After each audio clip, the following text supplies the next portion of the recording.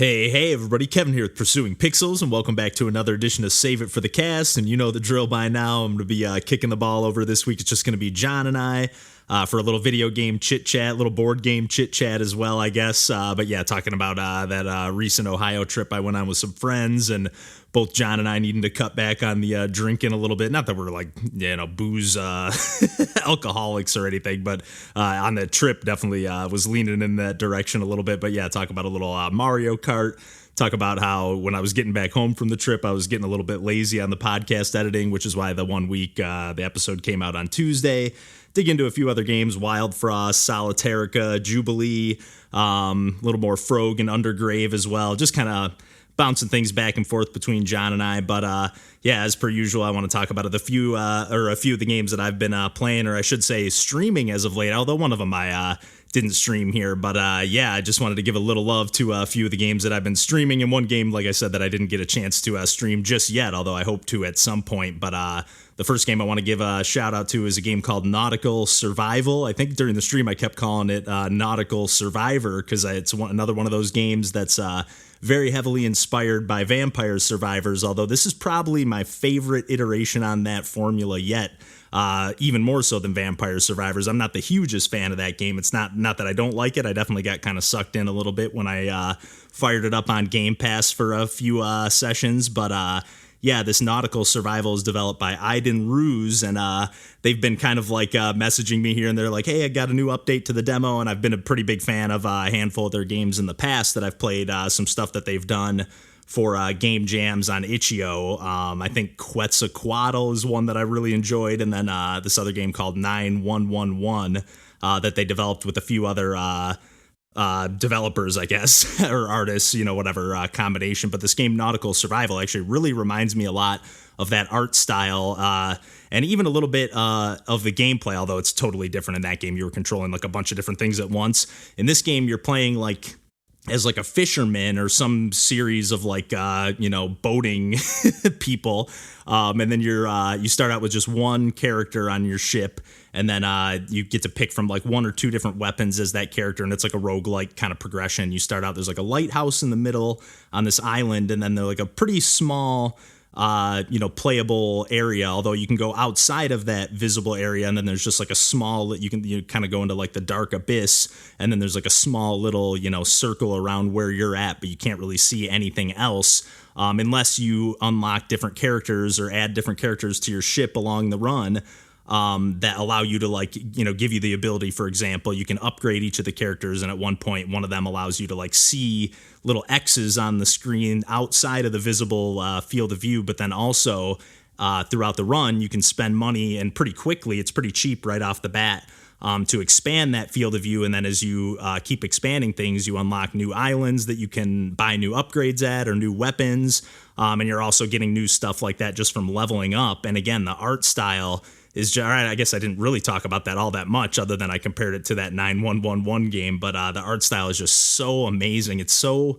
it's got a very minimalistic color palette, and it's got and this is just the demo of the game at this point, but it feels so polished already. Like, I'm really, really looking forward to this game a ton.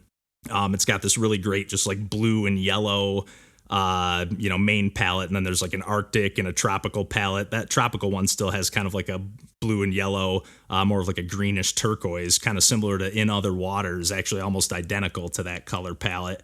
But yeah, I just really, really had a blast playing this demo on a live stream, and then just jumping over to another game I got a chance to play on a live stream. And I might have even talked about this one briefly, or it might have come up in conversation at some point on a regular episode or on a Save It for the Cast conversation chunk or whatever. But checked out the new game from Daniel Linson, and it's the newest game from Sokpop as well, Sokpop Collective, that is. And yeah, they've been doing these takeover games, and they've actually put out two kind of back-to-back here, or maybe not back-to-back, but in quick succession. But yeah, I'm just such a huge fan of Daniel Linson's stuff, and he was actually kind enough to send a couple copies our way as well, but I had already gotten a copy through being part of the Sokpop Patreon, and this game immediately is just super eye-catching again, even if it wasn't a Daniel Linson and Sokpop game. But even that said, it looks very much like a Sokpop game, even though it's not necessarily developed by anyone that's part of that team. But it's just like, right away, I was like, this is just like a match made in heaven when I saw this game announced. And I think it was originally supposed to come out in February of this year. The game's called Leap Year. I can't remember if I said that or not, but it's kind of like a, not Metroidvania fully, but essentially that kind of exploration with a little bit of puzzle solving. But basically the core conceit of the game is like if you jump and you jump like a full height jump, if you land on the ground, you're going to die. And then it just quickly resets to the most recent like flag checkpoint that you reached. But basically you have to always make sure that you're either like jumping and like hitting the ceiling somewhere so that you're not like jumping all the way up or jumping to like a higher elevation, or maybe you're walking off of a ledge. It allows you, there's like a few different rules. Like if you're falling off a ledge, I think you can fall down one tile, but not two. You can even press like one of the trigger buttons to pull up like a grid. You can turn it on fully if you want to just leave it on all the time too in the options, but you can see essentially like the grid, so you know, okay, that's exactly one tile above. To me, it was pretty obvious. I didn't really need to use that ever, but a nice little addition if you're having trouble with anything. But I wasn't able to find, basically throughout the game, you just have to collect all 29 dates of February, since this year was a leap year. And I was able to collect almost all of them. I think I have like 4 or 5 left to go. But yeah, you sort of like quote unquote unlock new abilities, because at some point you get to a jump where like, okay, there's nowhere else to go, so I'm just going to like leap of faith this and just see what happens, just to try it. And then like actually if you fall from high enough, you actually like your character will turn purple or whatever. I think that's the color you turn into, and you'll kind of like do like a spring jump. So you're like, okay, if you fall like a little bit, you'll die. But if you fall enough, you get like enough momentum that you get like a spring jump. And then later on in the game, you actually like can do like a drill mechanic. If you fall from an even higher height, you'll turn blue and you can like drill through the ground into a different, layer of the map, which is just so cool. Just the way this game kind of unfolds. And again, there's been a few things that I must have missed, but there's like little map clues like etched into the wall, so you're like, oh, okay, so that's how like you don't really unlock new abilities other than the sense that you're just like, okay, what else can I do here? I'm stuck. And then you just take a leap of faith, and then you're like, oh, okay, I guess if I fall from high enough, I do this jump or this springboard jump. So just such an amazing game. And yeah, I'm really looking forward to going back and cleaning up those last couple dates. And then I guess a game that I didn't get a chance to stream, the one that I wanted to mention real quick, is actually another game from Sokpop proper. And I think it's their newest game at this point. They've been kind of releasing things on like a random schedule, so it's been a little while since they put anything out up until recently, and then they kind of like churned out a couple of these takeover games, and then this new game Clickyland, which again I believe is their newest game. And I didn't get to play a ton of this. I was just kind of familiarizing myself to get ready for hopefully doing a stream sometime soon. But I ended up like getting pretty sucked in. I didn't play for very long, but like maybe like 20 minutes or a half an hour. And it's like a top down or sort of isometric, but like, essentially a top down tower defense game that you play entirely with your mouse. Maybe there's some keyboard hotkeys or whatever. Possibly I didn't use anything, but basically clicks are your resource. I think you get 15 clicks that refresh every single day, or day-night cycle, and then eventually like enemy waves start coming in, and you can build different towers, and there's some kind of like roguelite progression as well, that you can use like a currency from your each run and unlock new things that you can use in your runs. But just the way that you can like click on area, like you can even use your clicks, and I think you might even have to spend some money as well. I can't remember if there's currency and clicks, or if you're just multiplying the clicks with different things. I think there is a currency as well though, but you can like unlock basically just like click on a fog of war area and just unlock a new part of the map, or you can you just have so many choices. And again, it's just got such a charming art style, which is no surprise being another game from Sokpop. It's similar, reminiscent to a bunch of games that they've done in the past, but it definitely has its own style as well. But yeah, I'm just always so intrigued by their stuff. They like take a very simple idea and like really flesh it out into a perfectly like kind of my size game. Like it's a full-fledged game, but it's not like you got to spend like hundreds of hours on this or whatever. And then one more game that I finally did get a chance to live stream. I think I may have talked about this one in the past, but I finally got a chance to do a stream of Super Algebrawl. Since I'm talking about some Sokpop stuff, I figured I might as well talk about some PUNKCAKE stuff as well. This is not their newest one, I don't think, anymore. But yeah, it's just a really cool game that started out as, I'm pretty sure I talked about this one either on a Save It for the Cast or even a regular episode before, but just has such an amazing art style. And again, it started out as the developer made it for their daughter to help them like learn math, different, multiplication and division and all that stuff. And there's some different elements in this game. And then obviously, yeah, they took that and kind of ran with it and fleshed it out into a full-fledged PUNKCAKE release. And I'm probably just repeating myself at this point with things I've said before, also during the stream as well. But it just has such an amazing soundtrack. Like, I can't rave about that enough. It kind of goes without saying because Pentadrangle is usually or always doing the tunes for the PUNKCAKE games, but this one is just like absolutely incredible. It really reminds me a lot of like Link to the Past for some reason. Like something about the sonic landscape that's being used here has like a very Super Nintendo kind of vibe to it, and just like, I don't know, the muffled like kind of organ synth vibe, or not synth, I don't know, just something about it I just absolutely love. And then yeah, the gameplay is just super clever. I was kind of cheesing it a little bit and rewinding a lot of my moves and just like, instead of doing the math in my head, just kind of like, what does this give me? Okay, let me rewind it and I need a bigger number, so let me grab these two slightly higher characters and multiply them together, dude. See if that helps me out. But yeah, beat the first stage and moved on to the second stage, which got significantly tougher. But yeah, I'm excited to play some more of that one, and just always excited to see what they're cooking up. They just actually added a new developer to the team that is working on a game called My Otter Half, if I'm not mistaken, if I recall correctly, something to that effect, which looks really cool as well. I'm excited to see what a new developer brings to the table for them. But yeah, I think I've done more than enough rambling at this point. So I'm going to kick it over to John and I for a little video game chit chat. And yeah, until next week, we'll catch you then, and take care.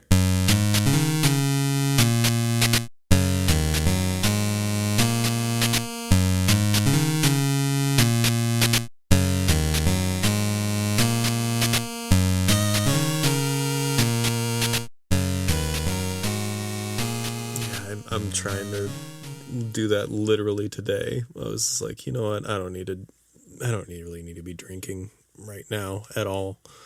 And yeah, like, it's dumb. Yeah, I probably shouldn't be after the weekend that I had. I literally, dude, I drank so fucking hard on that trip. I haven't drank like that since Lord knows when. Because even before, so we had that power outage on Friday.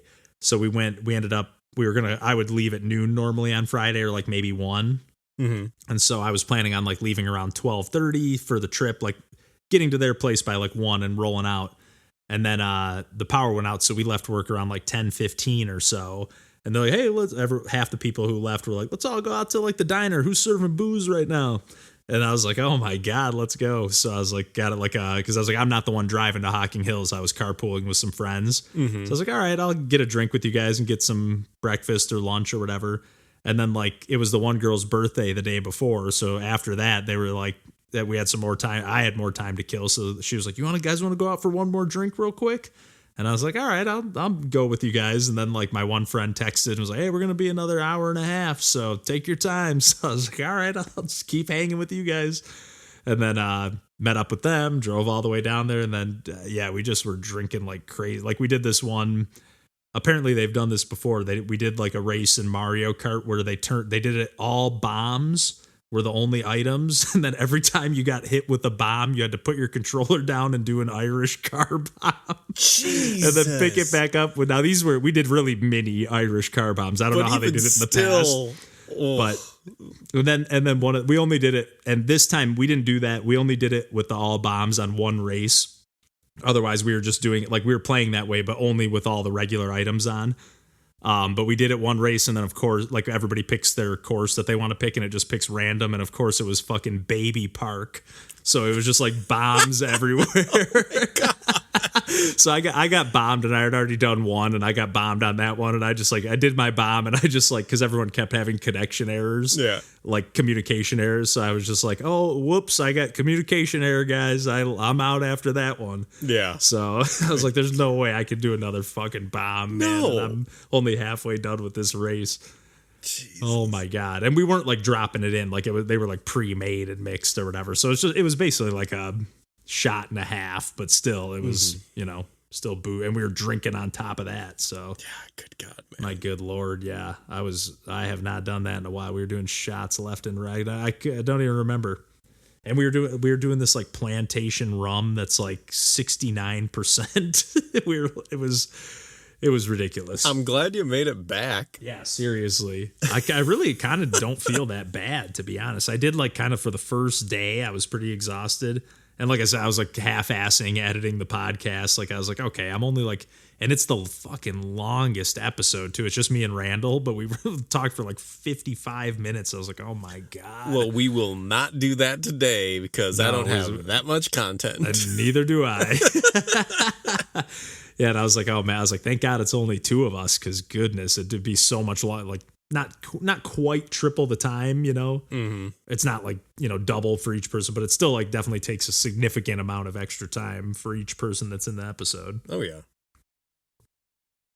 But yeah, I was like cutting corners and like, that's good enough. And I was like, you know what? That's not good enough. I was like, I'd rather just put it out on Tuesday. Yeah. And, push it back a day then. And it wouldn't have been bad, but I was just like, I was being like, the stuff that I usually try to really get as smooth as I can, I was just like, it's clean enough. Mm-hmm. Yeah, what order do we want to chat about stuff? Basically, I got that Fire Tower game, which is a board game, kind of like a board card game. And then I guess I got Wild Frost, which is kind of on the kind of like opposite theme with the snow stuff. But it's also kind of like a card game, obviously digitally. But I talked about it a little bit on the Save It for the Cast, but obviously I just kind of gave like first impressions. So I've been kind of playing that pretty much every time I pick up my Switch. So figured I'd talk about it a little more and dive into some of the mechanics a little, since I haven't really like talked about it. Well, Frost looks interesting. It's a really pretty looking game, and I'm finally starting to like grok the language of it, like literally, and because sometimes I'm just like, what the hell? It says I'm going to do this damage, and then I do the attack, and it doesn't do that damage. Like, what the fuck? Yeah. And now I'm like realizing, okay, there's like all these different status effects that I'm just like not fully understanding. So, or there's like one that I just finally learned what it was, because it's like just the way it's worded is like a little clunky. Mm-hmm. But basically, like you add this status effect to a character. It's like this light blue. I forget what it's even called, but it just like adds this thing. It's like add 3 blue to this character or enemy that you attack. And then it's like, and if their health is lower than the amount of blue that they have, equal or lower to the amount of blue that they have, then they die. But the way it's worded is like even clunkier than that. Yeah. It's like, what the hell does this even mean? Why do I want to affect them with this? It almost sounds like it's like negative. But then I realized it's like basically like that blue counts up while their health goes down. And like when they meet or cross over, then they die. So it's like their health is essentially shrinking as that blue goes up. Right. It would help if I had the actual term for it instead of just calling it the blue. Yeah. But I played like a couple rounds I played like several rounds of Solitarica, and what is that? It's a kind of a deck building. It's more an arcade than a roguelike, even though I think you can get upgrades to like how many like pouches you can have for items, which are buffs and stuff. But like, it was fine. Like that's kind of it. Like it wasn't exactly doing it for me, but like it wasn't bad, and it was a well-made game and like well mechanics, but like it just didn't grab me. And like there was a part of me that was like, if I beat it on my first run, can I never play this game again? And then I got like to the second to last area, and I was like, that's close enough. It's like if I ever feel the need, I'll pick this game back up, but not really. Was it just like a random Steam scoop up, or? Yeah, and like it had been on my radar for years, and like I remember, when I think about like how Guacamelee was of like a period when Metroidvanias were still few and far between. Yeah. Like this one was one that I feel like kind of deck builders or like card based games were also few and far between. So like I think that when it came out, it was like far and away the best of its class, of like, just because there weren't very many available at the time. But I'm sure that, for certain people it still is. But there's just so many other options now, and like so many more that are more geared towards my tastes. That it can be hard to go back to, like, even going back to like some of the classics, like or like the the games that like founded kind of like not a genre, but like when I think of like Super Meat Boy, not that it's a bad game, but like you go back and it's like, okay, this feels very dated. Yes. Or like even like the Bit Trip Runner in particular, not necessarily the other Bit Trip games, but Bit Trip Runner. I feel that way about Binding dated. Of Isaac a lot, where it's I've never played that game, but partially because it's like out like the theming and like the just like kind of humor of it is just like, I don't know. It's like I think Randall played some of that and really got into like the sucked into it a little bit, and I think I probably could or would too, but I got some of my friends who like were really into it. And hold on, I was searching for Wild Frost and then I saw something. Balatro and Wild Frost are on sale together. That's funny. Okay, you know what? Because they just did, when I bought Wild Frost, it just had done like a new update, like a big update, and that's why it was on sale. Yeah. And they did add like a new like Balatro themed card to the game. Like at first I saw it was like Wild Frost and Balatro crossover. I was like, is there like a mode in the game? But that's probably why I'm sure the developers are some friends or something.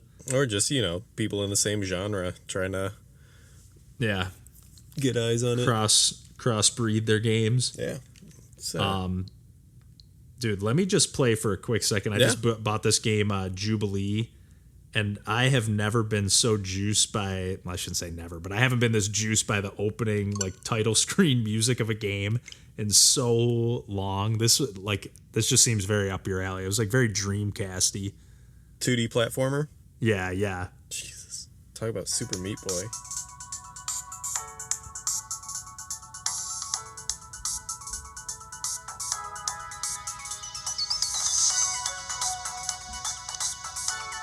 Yeah, that's full volume. Yeah, that rolls. It's just so, like, I don't know, vibey. But yeah, it's the menu screen too is just so slick, like all the different options. It's almost like a little bit too much. It's like, wow, what kind of camera mode do you want to have? Platform mode, follow mode? I'm like, what the fuck, man? Just give me default. I mean, thankfully it has a bunch of, it tells you what the defaults are. Yeah. But I always dive into the options first, and then I'm like, well, what if one of these other ones would be better? This is interesting. You still looking at Jubilee or something? Yeah, else? I'm still looking at Jubilee. Yeah. I'm a pretty big fan of that developer, just like they always just posted. They're mostly like a pixel artist, I think. I think they like pretty much make a living just like via their Patreon on pixel art, and then they just like made this game, and they like do pixel art and commission work and stuff like that. Which is pretty sweet. How interesting. They have like Yeah, they do a lot of assets for RPG Maker. Oh, that's fascinating. Yeah. Oh, that's so cool. Yeah, it seems pretty cool. Like I was like, oh, that's awesome. And then so when I saw it was on Switch and then I saw it was on sale, I was like, oh man, I'll buy this just to support them. Yeah. Oh, a game too you should look up because it comes out tomorrow on Switch, actually on all platforms. It's called Frogue. I think I talked about this one on the podcast before. Frogue. Yeah. It's coming out on Switch, and it's only $5. I think the game's like $15 on Steam or $12. I don't know. Yeah, it's $12. Their last game, Undergrave, was only $5 on Switch too, and it's the same thing. So I don't know if they just made some deal, and this publisher that they have on Switch is just like, hey, we're selling your games for $5. But interesting. I'm like, no way, I'm not buying those. Because Undergrave is amazing too, but Frogue is that demo I played, which it's been polished up since then, but that demo was incredible. Yeah, I'm looking at Undergrave again because I'm trying to. I feel like I either watched you play it or you might have watched me play that one, possibly. That game is really cool. Yeah, I definitely talked about it multiple times too on the podcast, I think, or maybe you popped in while I was like streaming it once or something. That could have been it. I was even half thinking of like suggesting like maybe we should hop on and figure. I wouldn't have been able to even figure out a way to do it, but we'd like play some PPJJGG games together tonight or something. But yeah, I have no idea how to even do that. Yeah, same. But yeah, I'm pretty juiced to play a lot of those. Same.